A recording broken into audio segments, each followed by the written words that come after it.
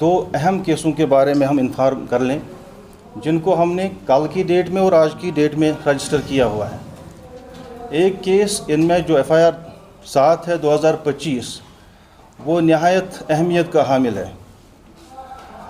ACB के ऊपर अक्सर डिले की शिकायतें मौसूल हो जाती हैं। उसके पीछे कई कारण होते हैं जो कि आम लोगों को उसका समझ नहीं होता है, लीगल प्रोसेस की समझ नहीं होती है। लेकिन ACB कभी खामोश नहीं रहती है, हमेशा ताक में लगी रहती है कि जुर्म को अंजाम तक पहुंचाया जाए और मुजरिमों को अंजाम तक पहुंचाया जाए। पहला FIR जो हमने लॉन्च किया है कल शाम देर गए, FIR नंबर 7 2025, ये हमारी होकरसर वेटलैंड के बारे में है। आपको पता है होकरसर वेटलैंड जो है ये इको फ्रेजाइल जोन है। रामसर कन्वेंशन के तहत नोटिफाई हुआ है और उसके तहत इसकी देखरेख चलती है। इसकी कैरिंग कैपेसिटी 2014 के फ्लड्स के बाद कम हो गई थी, जिसको बढ़ाने के लिए इसके बीच से जो कैनाल गुज़रती है, फ्लड स्पिल चैनल जो है इसके बीचों बीच गुज़रती है, उस कैनल को रीसेक्शनिंग करने के लिए एक प्रोजेक्ट बनाया गया irrigation and flood control department की तरफ से। उस प्रोजेक्ट में प्रोजेक्ट रिपोर्ट के साथ साथ एक एस्टिमेट बनाया गया और एस्टिमेट में बाज़ाब्ता दिखाया गया कि जो प्रोजेक्ट के कंपोनेंट्स क्या होंगे, कंटोर्स क्या होंगे। प्रोजेक्ट के मुख्तलिफ कंटोर्स थे, मुख्तलिफ कंपोनेंट्स थे, और उसके बाद सीनियर ऑफिसर्स को कंसर्न अफसर ने भेज दिया अप्रूवल के लिए, तो अप्रूवल आ गया। उसके बाद जब NIT फ्लोट की गई इसके बारे में, NIT में वो सब नहीं दिखाया गया जो कि प्रोजेक्ट रिपोर्ट और एस्टिमेट में पहले दिखाया गया था, जिसका सीधा मतलब ये निकलता था कि जिस कंपनी को ये बाद में ये काम सौंपा गया, उस कंपनी की तरफ डॉक्यूमेंट्री तौर फेवर किया जाए ताकि वो आइंदा तरीके से बदउनवानियां अंजाम दे। ये जो होकरसर वेटलैंड है, आप पीछे देख सकते हैं, होकरसर वेटलैंड की बाउंड्री ये है। ये जो येलो में है लाइन, ये इसकी बाउंड्री है। इससे आपको पूरा समझ में आ जाएगा कि करना क्या था और किया क्या गया। इसके बीचों बीच ये फ्लड चैनल गुजरती है। इसको रीसेक्शनिंग करनी थी और रीसेक्शनिंग मुख्तलिफ लीड्स पे करनी थी किलोमीटर के हिसाब से, लेकिन मैंडेटरी NOC में ये रखा गया था इकोलॉजी एंड एनवायरनमेंट डिपार्टमेंट की तरफ से कि ये जो भी आप ड्रेजिंग करेंगे ये आप इस पेरिफेरी के बाहर फेंक देंगे ये मवाद, ताकि जो हमारा वेटलैंड है ये नुकसान से बच जाए और कैरिंग कैपेसिटी भी बढ़ जाए। लेकिन हुआ क्या, जो इसके कंपोनेंट्स थे, जैसे ड्रेजिंग कंपोनेंट था, इसका मशीनरी थी, लेबर था, प्रिपरेशन ऑफ डाइक्स इसमें थे, इन सब को नज़रअंदाज करके क्लब किया गया ताकि कंट्रैक्टर को अनड्यू फ़ायदा दिया जाए।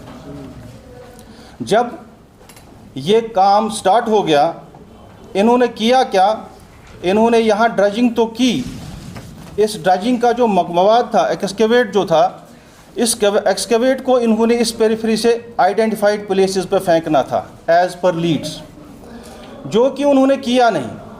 इन्होंने यहाँ से ड्रेजिंग करके इसके बिल्कुल नज़दीक लेक में ही डाल दिया। आप देख सकते हैं ये रेड में जो हमने एनसर्कल एरियाज़ किए हुए हैं, ये सारे वो एरियाज़ हैं जहाँ पे ये जो एक्सकेवेट निकाला गया ये बिल्कुल लेक में डाला गया। इधर ये पैचेस हैं जो आपको वाइट दिखेंगे एनसर्कल बाय रेड लाइन, इसी तरह ये एरिया है, ये एरिया है, इसी तरह इस साइड में भी कुछ एरियाज़ हैं। ये जो अब ये जो चीज़ है कि यहाँ पे इन्होंने डंप ये मटेरियल किया कैसे, ये हमको पता कैसे चला, क्योंकि हमें पहले कंप्लेंट मौसूल हुई थी नारबल के रेजिडेंट के साथ की तरफ से उन्होंने हमें बताया था कि ये जो ड्रजिंग कर रहे हैं, ड्रजिंग को बाहर नहीं लिया जा रहा है, और फ़ौरन एसीबी ने जेएससी का ऑर्डर करके कंसर्न टीम को हमने स्पॉट पे भेज दिया। लेकिन स्पॉट पे जाने के बाद वहाँ कोई ऐसे रेमिनेंट्स हमें दिखे नहीं जिससे हम ये पता कर पाते कि ये जो सॉइल निकाली गई है, फ्लूइडाइज्ड सॉइल निकाली गई है, इसको कहाँ पे डंप किया गया है। सबसे पहले हमारा क्वेश्चन अथॉरिटी से ये था कि आप बताइए, आपने जो एक्सकवेशन की है उसके बाद फर्दर डिस्पोजल आपने कहाँ पे किया हुआ है। उनकी तरफ से ये साइट, अगर आप देख सकते हैं, स्वाई बुक के करीब ये एक साइट दिखाई गई, और दूसरी साइट यहाँ पुलिस स्टेशन के पास दिखाई गई, तीसरी एक साइट यहाँ पे दिखा रहे थे। लेकिन ये तीनों साइट्स का जब हमने हिसाब किताब लगाया, ये बड़ा माइनर पोर्शन था जो यहाँ से एक्सकेवेट करके मटेरियल निकाला गया था। ये मेजर चंक से बहुत कम था। मेजर चंक जो डिपॉजिशन जिसकी थी मोर देन 70%, वो यही लेक में डाला गया था।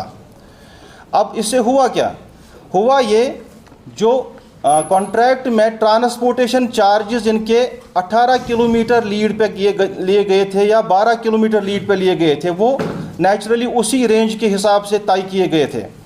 लेकिन जब इन्होंने ड्रजिंग करके इसी एरिया में मवाद फेंक दिया तो ट्रांसपोर्टेशन चार्जेस इनके कम हो गए। पहला ये हुआ कि स्टेट एक्सचेकर को जब हमने कैलकुलेशन इसमें की कि ट्रांसपोर्टेशन कम होने की वजह से स्टेट एक्सचेकर को कितना नुकसान पहुंचा, तो वो करीबन 2 करोड़ 30 लाख रुपए के करीब स्टेट एक्सचेकर को इन्हें सिर्फ ट्रांसपोर्टेशन पार्ट में नुकसान पहुंचाया है। उसके बाद ये एनआईटी में तय नहीं हुआ था, जो कि इनको करना ज़रूरी था, वो ये पार्ट था कि जो यहाँ से मटेरियल निकालना है outside the periphery of the lake, उनको उसको करना क्या है, वो जानबूझ के टेंडर में ब्लैंक रखा गया, उस पर कोई वर्ड नहीं रखा गया। वजह ये थी कि कंसर्न जो लोग थे उसके बाद इस सॉइल का लूट करके उसको महंगे दामों बेच के लोगों को फराहम करें।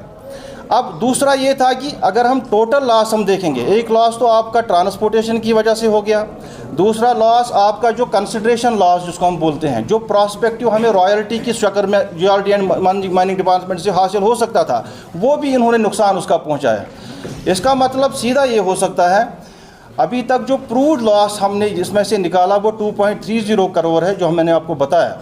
लेकिन मज़ीद तहकीकात में जिसके हम पीछे पड़े हुए हैं, जो कंसिडरेशन कॉस्ट उसकी कैलकुलेशन हम इन्वेस्टिगेशन में करने जा रहे हैं, तो लगभग ये लॉस हमारा 5 करोड़ के इर्द गिर्द बनता है। अब अगर दूसरा पहलू हम लेते हैं, ये सिर्फ हम देखते हैं कि लॉस वाला साइड है, लेकिन अगर हम टोटल प्रोजेक्ट जो कंसेप्शन ऑफ द प्रोजेक्ट है वो फॉल्टी हुआ है। वो फॉल्टी इस वजह से हुआ कि हमको तो अपरेंट लॉस ये लग रहा है ट्रांसपोर्टेशन और कंसिडरेशन लॉस, लेकिन लॉस ये अगर हम लेक की इकोलॉजी देख लें, लेक की इकोलॉजी को ख़त्म कर दिया गया, ये पैचेस टोटल बैरन बना दिए गए, जिसकी वजह से आप अगर आज देख लेंगे वहाँ पे इन पैचेस पे अभी एनक्रोचमेंट हुई है और एनक्रोचमेंट पे बाज़ाब्ता फसलें बना दी गई हैं। अब जब से ये 2017 के बाद से स्टार्ट हो गया ये प्रोजेक्ट, कंसीवमेंट के बाद उसके बाद पेमेंट स्टेज पे आ गया, तो एग्जीक्यूशन इसके दरमियान हो गई, तो इसके दरमियान लोगों ने इस पर कब्ज़ा जमा दिया और प्रॉपरली ये बैरन लैंड में तब्दील कर दिया गया, और यानी ड्राई पैचेस बना दिए गए इसके, जो कि लेक में तब तक शामिल अब नहीं हो सकते जब उसकी दोबारा वापस ड्रजिंग हो जाएगी। तो 3 काउंट्स पे नुकसान है। एक काउंट पे है आपका ट्रांसपोर्टेशन चार्जेस जो हैं वो आपने इन्फ्लेटेड दिखाए, जो आपने लेक में ही मटेरियल डाल दिया तो उसकी वजह से एक नुकसान है। दूसरा, आपने जो एक्सकेवेटेड मटेरियल है, एक्सकेवेटेड मटेरियल को एनआईटी में ये नहीं रखा शिग कि इसको आप बाद में या जियोलॉजी एंड माइनिंग के हवाले कर लेंगे और उसके अगेन जो रेवेन्यू आपको मिलेगा तो वो गवर्नमेंट एक्सचेकर को जाएगा। तीसरा, जो ये वाला पार्ट है कि लेक वाला जो सफाई का मामला है, अब जब भी आगे कहीं कभी ना कभी इसकी ड्रजिंग होनी है, क्योंकि लेक का कुछ अरसे बाद सफाई, जो चैनल है उसको सफाई करनी पड़ती है। एक अरसे के बाद ये स्पिल ओवर, इसमें सेडिमेंट बैठ जाता है, उसको सफाई करनी पड़ती है। तो सफाई करने के बाद इसमें एक और एडिशनल पैसा लगना है अगर हम इन पैचों को साफ़ करने जाएंगे। तो ये था इस मामले में जो होकरसर वेटलैंड है। दूसरा, इकोलॉजी का तो नुकसान है ही। चौथा नुकसान इसका ये है कि ये जो यहाँ से तो ड्रेजिंग की गई, लेकिन लेक की जो कैरिंग कैपेसिटी है वाटर की वो कम की गई। इसमें नेक्स्ट आप स्लाइड देखेंगे, दिखाएंगे जो कंपैरिजन वाला स्लाइड है, नहीं कंपैरिजन ना, 2 before project and after project.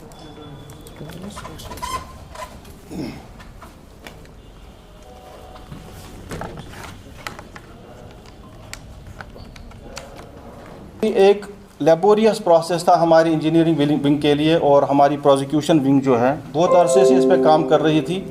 लेकिन इसमें दिक्कत ये आ रही थी कि आपका फ़िज़िकली जब आपने JSC वहाँ पे किया, जॉइंट सरप्राइज चेक फ़िज़िकली जो ACB की तरफ से होता है, कि वहाँ फ़िज़िकली आप ये प्रूव नहीं कर सकते थे कि वहाँ पे एक्सकेवेट कहाँ से उठाया गया, और उठाया तो गया था चैनल से, लेकिन डाला कहाँ गया था।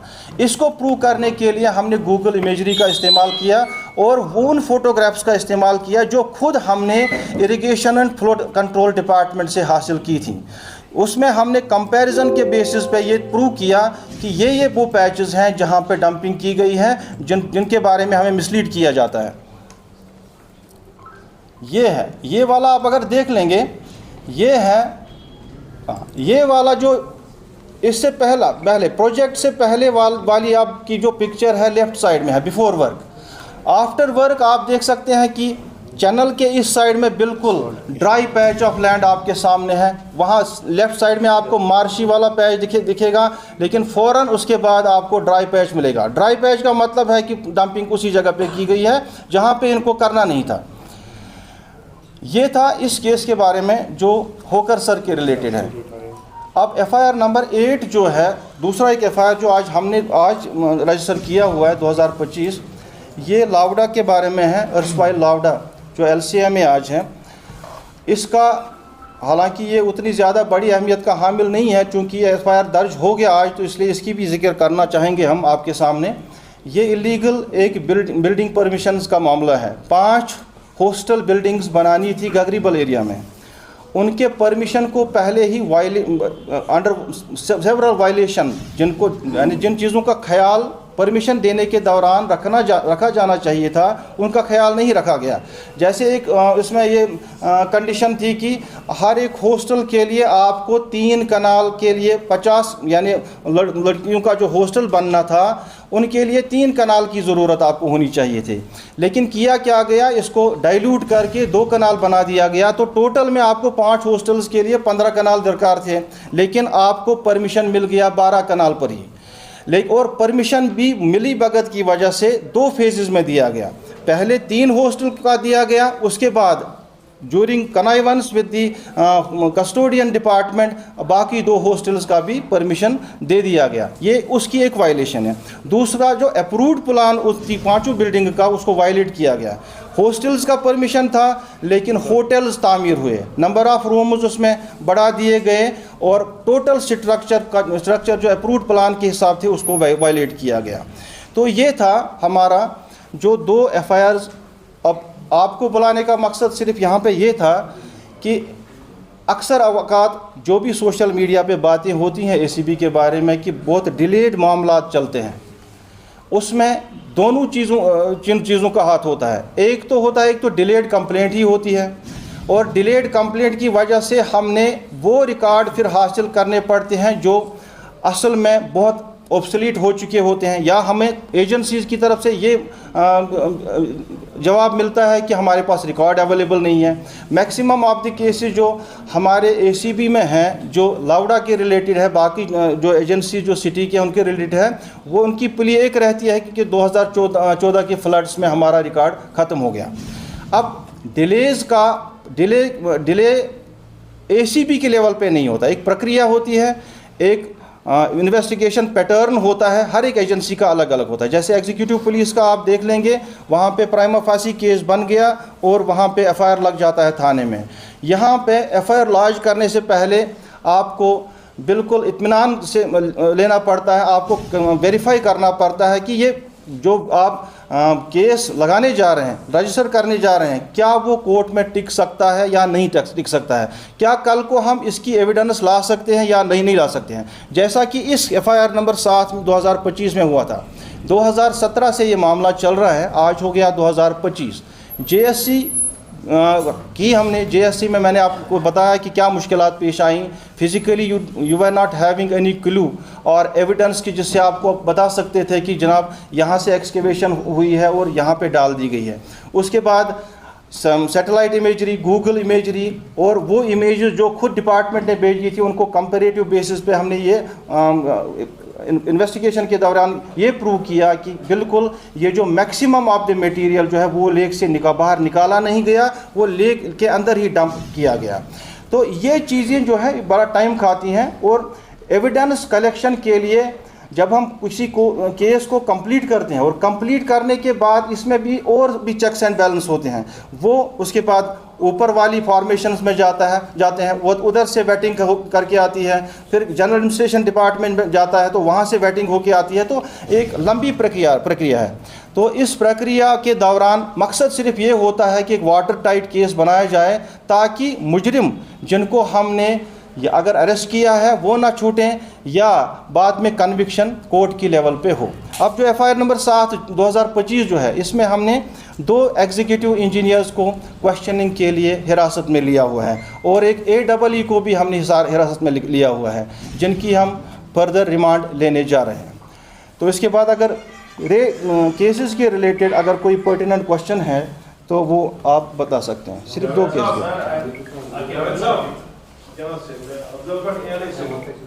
जो आपने हॉकर्सन की बात की है, वहाँ 22 करोड़ का एक प्रोजेक्ट चल रहा था, वो इसमें आ रहा है जहाँ पे ये हाँ बेसिकली आपको मैंने सिर्फ लॉस वाला side, this is the same project which you are talking about. This is the basically इसका प्रोजेक्ट कास्ट पहले 35 करोड़ था, उसके बाद जब NIT फ्लोट हो गई उसमें कम होते होते 22 करोड़ रुपए का हो गया।